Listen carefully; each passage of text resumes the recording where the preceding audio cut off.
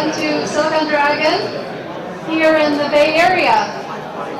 We have a great venue, as you can see, thanks to Draper University's Hero City, and thanks to our sponsors, KPMG, Morrison & Forster, East West Bank, Hong Kong Science and Technology Parks. Today we're going to be talking about one of the very big trends in the business now is what's next after Alibaba. It looks like it's going to be a huge gold rush of deals and M&As and IPOs, so everybody get ready. I hope you're all geared up for a very active last quarter of the year. So without further ado, I'd like to introduce our host for tonight, Tim Draper, who's the founder of DFJ and also the founder of Draper University. I've been watching this university come together over the past couple of years, partly because I work out over at Equinox, which is 1 block away. So I've seen the whole progress. So Tim, why don't you come up here and welcome everyone.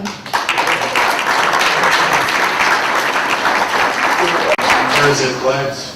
I don't know. Can you camera for that? You can do it. Well, great. Welcome, everybody. You are at Draper University's Hero City, and it's a very exciting place. We have a lot of dynamic people that come here. They come from all over the world. Some of the students are around you, and their mission here is to make sure that they get 5 business cards each. So make sure you meet some of the great students around here.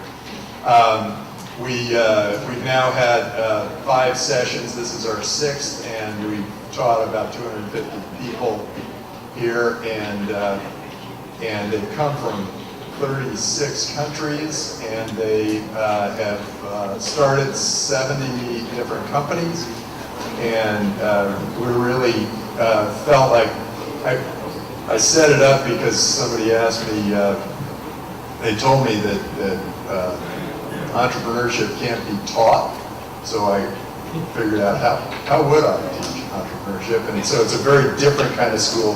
We've changed the nature of all education in many different ways. It's all team-based. We have survival training. We teach future rather than history. Anyway, so that's Draper University. That's where you are. We also have the Boost Incubator here downstairs, Boost Accelerator, and then we incubate some companies, and we have some investors up around the halo. We have some angel investors. Now, what I thought I'd say, since this is Silicon Dragon, it kind of covers both China and the U.S., and since Rebecca has been so good to include me in this, I thought I'd tell you a little bit about my China experience. It starts back before I ever went to China. My dad met Deng Xiaoping, and he had a wonderful conversation with him. He said, "Boy, that guy, he's really going to do great things for China." And recently, I said to my dad, I said, "Hey, Dad, I have now funded 1,000 companies." He looks at me and goes, "That's nothing." Deng Xiaoping figured out that with free markets, he could unleash 1 billion entrepreneurs. So I funded 1,000, and he unleashed 1 billion. And I thought, oh, okay, I got still some work to do. It's a tough father. Anyway, so then I did go to China. The first time I went to China, I went in, I was in the only car on the only paved road, and we stayed at the only internationalized hotel called the Friendship Hotel, which is still there, by the way. It's getting a little crumpled, but it's still there. But when was the last time you guys, any of you been to China? When was the last time you were in China on the road and you were the only car on the road? Okay, the place has changed a lot over that 28 years. It's been a significant change. And I'm going to tell you my interim step for when I started to think about investing in China. I was in, that first trip was to Beijing. This time I went to Shanghai, and we took a drive from Shanghai to Hangzhou. It was about a 3-hour drive. And I looked out the window, and all the buildings were these two-story concrete tilt-ups. And everybody was looking at, we were just looking out the window and saying, God, this is so boring. These buildings are all exactly the same. And then I saw one with blue windows and a spire and a little driveway. And I thought, oh, interesting. I wonder whose house that is. And then we drove a little longer, and I saw another one with blue windows and a spire. And then I saw a whole strip with blue windows and spires and driveways were all connected. And I thought, wow, that blue window salesman is going to make a fortune. And then I thought, this is interesting. This is just like in the U.S. in the 1950s when they said keeping up with the Joneses. We'd be keeping up with the Changs or the Lees or whatever. But the idea is, if the guy next door to you has a refrigerator, then you've got to get a refrigerator. If he's got a TV, you've got to get a TV. If he's got a cell phone, you've got to get a cell phone. So it made me realize that, boy, this is really going to change. But then I went back and I started to talk to some people who built businesses in China, and one built a $90 million chocolate company in China.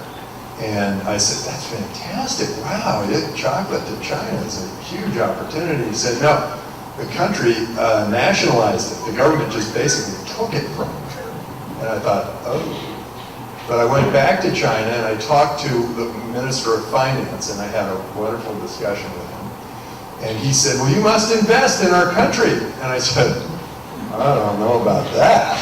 I understand this guy built this $90 million chocolate company. You guys basically took it from him. He said, well, what would you recommend? And I said, I would recommend that anybody who invests in your country should make, if they can build a big business around it, they should make a lot of money. They will then tell all their friends, and then their friends will all come, and you'll have a flood of capital into your country. And there was a translation issue, but I think he was listening, because, boy, has he done it for China. And every time I go back, it's an entirely different country. I'll tell you one other story, which is when I first invested in China, I thought, oh, the government must have a big impact here. So the first 3 investments we made were in people who said, I've got great government connections. And just as you would if you had invested in 3 companies in the U.S. that said, I have great government connections. We lost all our money in all 3. But we didn't give up. We thought, okay, well, we're going to continue to invest in China, but we're just going to do what we do well, which is we're going to invest in those few driven, dynamic individuals who are going to really go out there and try to change the world and try to change the way the world works or do something extraordinary for their people. And so we kept investing, and out of that came Baidu, and Focus Media, and Kongjong, and Yipei, and I mean, I think we've funded, well, one, I mean, what's Baidu worth? $75 billion or something.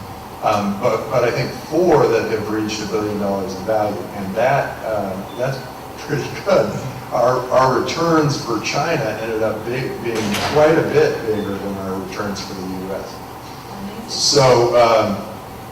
So it worked out quite well, having had that nice trip and seeing the blue windows and talking to the finance minister. So I think I have a great feeling in my heart for China, and it was very exciting that the biggest IPO in the U.S. ever came out of China just recently, Alibaba, and it sucked all the air out of the room for a while, but it was a really terrific success. The other thing I wanted to say, my 1 minute, okay. In 1 minute, I thought I'd talk about what I'm the most excited about in the industry. And we fund a lot of interesting companies doing a lot of interesting things. But if I had to pick one thing, it's probably Bitcoin. It's possibly the most exciting thing that we've got going out there in the industry. What the internet did for communications, information, and media. I actually believe that Bitcoin can do for commerce and finance and banking and trade and communication. And the wealthiest societies are the societies where money moves the fastest. And Bitcoin can move money much faster through an economy. And I encourage those of you who are China influencers to make sure that China recognizes Bitcoin as a great opportunity. I mean, if the U.S. had started to heavily regulate or push away the internet, we would have lost amazing value. And I think the same thing really needs to be thought through in the U.S. and in China about Bitcoin, and that we should encourage this kind of trade. So finance is changing in a big way, and I encourage you to look at that. Not only will Bitcoin be a better system of finance, but with that technology, you can create something called a smart contract that makes that makes a deal be much more efficient and much faster. And so I actually think this might be the technology that takes us through the next 20 years. So I'm quite excited about that. Thank you all for coming. Rebecca, take over and make this the greatest conference ever. Thank you, Tim. All right.